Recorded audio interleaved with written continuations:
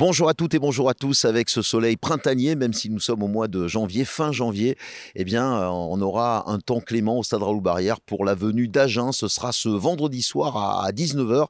Et pour en parler, on a le retour de Thomas Waro. Ça va, Thomas? Oui, ça va très bien, merci. On va parler justement de ton retour et puis celui qui a marqué un superbe essai, c'était la semaine dernière face à Provence au rugby. C'est Paul Raux. Ça va, Paul? Bonjour, ça va, merci et vous. Ça va très très bien. Allez, on va parler de ce match d'Agen, mais avant, il est de retour parce qu'il a eu une blessure à l'épaule qui l'a écarté des terrains pendant pas mal de temps.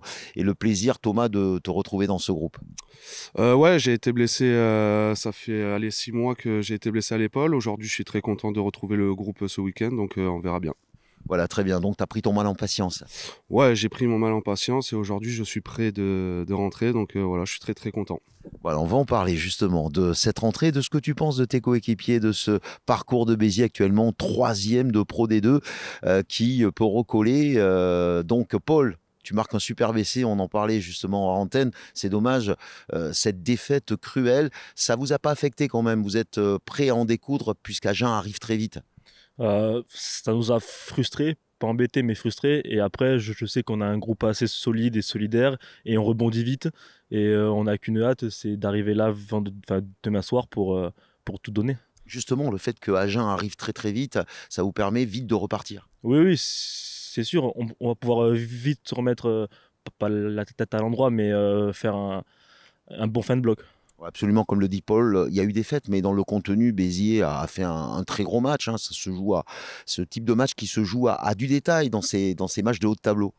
Oui, oui, après, il faut pas tout remettre en cause, hein. C'est pas parce qu'on a perdu un match à la maison, c'est sûr que ça fait chier de perdre à la maison.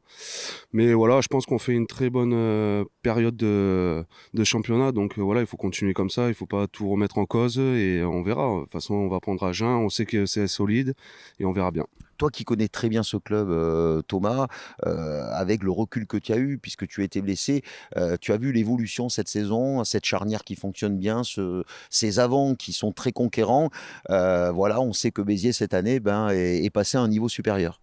Ah oui, comme tu as dit, c'est vrai que Béziers, ça faisait très très longtemps. Je pense que moi, ça fait ma 7e année que je suis ici et ça fait très longtemps qu'on n'a pas vu Béziers dans les 6. Donc je suis très content de cette équipe. C'est sûr que les joueurs qui sont venus cette année nous a apporté un surplus et on est très content par rapport à ça. Et la joie en plus d'être dans ce groupe, quand on va t'appeler pour rentrer, parce que tu vas rentrer à un moment donné, en plus devant ce public, je suppose qu'il va y avoir un sentiment exceptionnel qui va à l'intérieur de toi, tu dois piaffer d'impatience.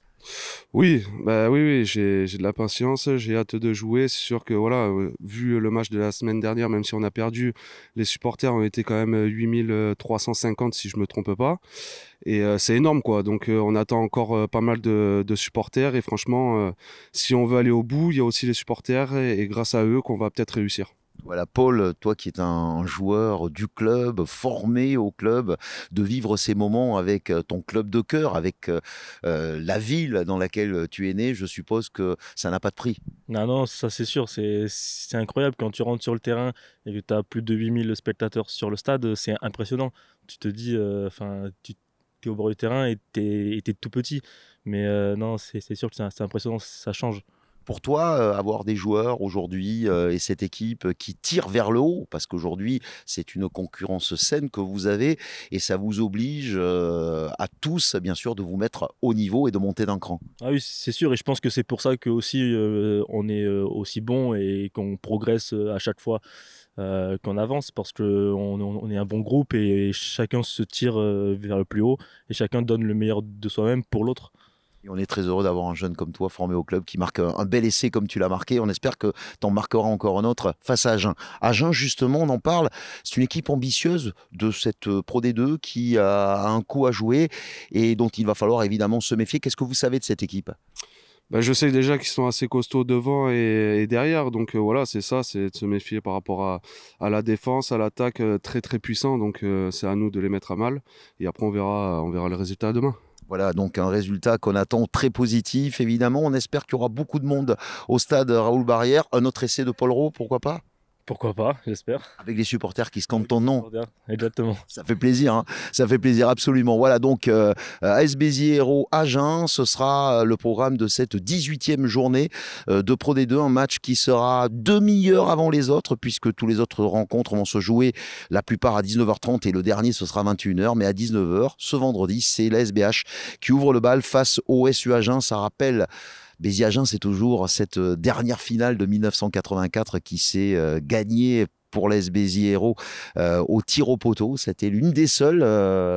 Voilà, est-ce que vous savez que ça a été une des seules finales qui s'est jouée? Tu savais pas? Non, non, je savais pas. Non, voilà, donc toi aussi, Paul, toi tu le savais hein, que c'était la seule.